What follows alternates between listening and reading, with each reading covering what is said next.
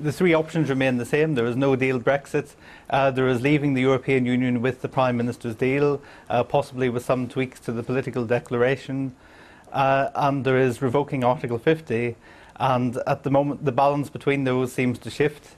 It's true that it looks like a softer Brexit or leading towards possibly reconsidering the decision, but there isn't really enough time in the next 6 months to do that. So we're still in a period of great uncertainty in British politics. Are the Brexiteers in the European Research Group kicking themselves at the thought, as the Prime Minister keeps saying, that had they voted for a deal, the UK would be out of the EU by now? Well, some of them may be doing so privately, and I mean, some of the European Research Group did in the end vote for the Prime Minister's deal. Boris Johnson, Jacob Rees-Mogg, some of the more prominent Brexiteers did vote for the Prime Minister's deal. And there was always going to be a core of Conservative MPs who would never vote for the deal and probably wouldn't have voted for any Brexit deal.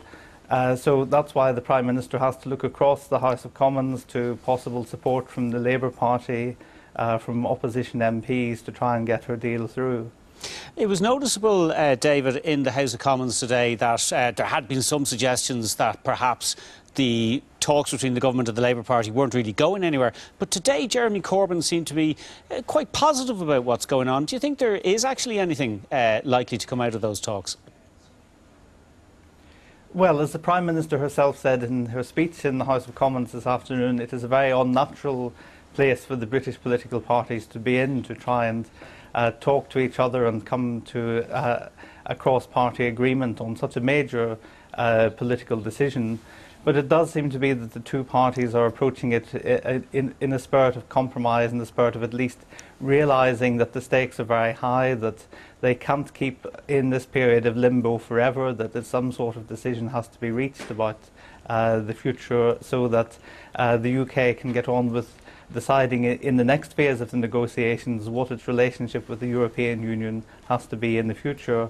And that is a debate that hasn't really been happening in British politics. And I think there is a sense that the public are getting a bit fatigued with the Brexit debate at the moment. So the political parties, I think, do realise that they need to engage. Might not just be the public, in fairness. But David, if there is some kind of an agreement with Jeremy Corbyn, what sort of a Brexit would that be? Would that be a Brexit that would leave the EU or the UK still in the customs union, or perhaps in a customs union, some different type of an arrangement, but that would still give the UK access to the European market? Well, at the moment that really remains open for negotiation, and I think the parties have to look at that and see what they can. Obviously, the basis of any way forward is agreeing to the withdrawal agreement as it stands, but there can be tweaks to the political declaration, which already allows for some of these outcomes, of course. But there may need to be a slightly firmer political commitment to that before the Labour Party can come on board.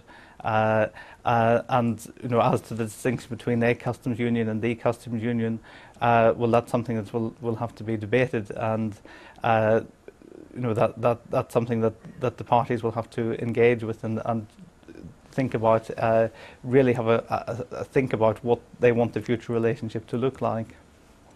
Now, if the withdrawal agreement isn't passed by the end of May, the UK will have to participate in elections for the European Parliament, and I read a blog you've written about that. You've been crunching the numbers.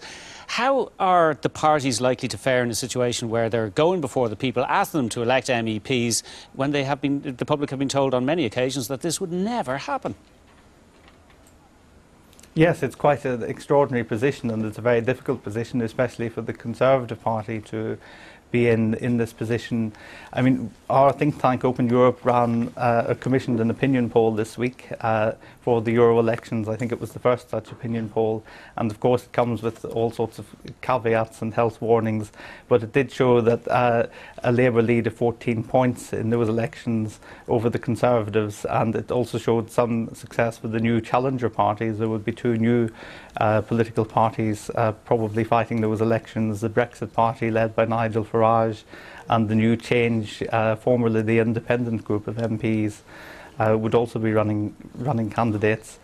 So there would be big challenges for both the establishment, the two main parties, but the Conservatives obviously have more to fear from those elections, but there are problems for Labour too in having to outline its position on a referendum, on the future relationship, on Brexit itself, and there are divisions within the Labour Party and within Labour's support base, so it could be problematic for them as well. And what about the idea of another referendum? Obviously toxic to many Tories. Jeremy Corbyn not keen on it either. But is it now more likely than it has been up to now? Well, I would say it's certainly more likely than it has been at any point. And I mean, in a sense, those who were campaigning for a referendum all along knew that they had to get an extension to the Article 50 process, knew they had to get a longer extension to the Article 50 process, which they've now secured. Obviously, it was defeated in Parliament, that option of a second referendum, a couple of weeks ago. But there are probably more MPs who are thinking privately that they might come around to support a referendum. Whether there's time to do it before the 31st of October is a different matter, but of course if Parliament decided that it wanted to have a referendum, if MPs came to that view, then I'm sure it could be facilitated perhaps with a slightly longer extension just to allow that referendum to take place. But I'd still say there is a lot of wariness about having another referendum among MPs for the reason that it looks very bad from the public's point of view, and the more the public hear about a referendum, I think the more they seem to go off the idea of having one. Okay, so that's the dilemma that MEMPs face. Okay.